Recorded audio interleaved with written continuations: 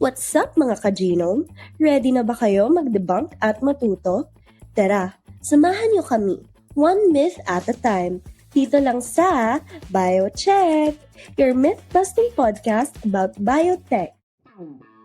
Magandang araw mga ka-genome, ako si Gwen. At ako naman si John. Kayo ay nakikinig muli sa BioCheck. Magandang umaga sa'yo dyan. Kamusta naman araw mo? Alam mo partner, kanina may nakita ko online. Nakita ko, nagbibigay raw ng sakit ang mga GMOs. Saan mo nakita? May nabasa ako sa Facebook. Ang sabi, genetically modified food crops cause cancer in consumers daw. Fake talaga yan, oh.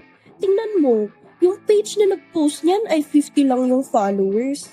Ay, ganun ba? Sa GM crops kasi, kinukumpara nila sa non-GM crops para makita ang kanilang pagkakaiba sa kanilang composition at masiguro na ligtas siyang kainin ng tao at hayop.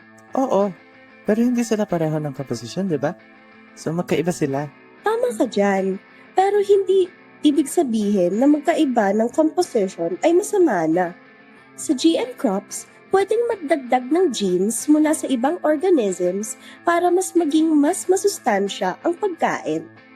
Mapatao man o hayop, safe ang biotech.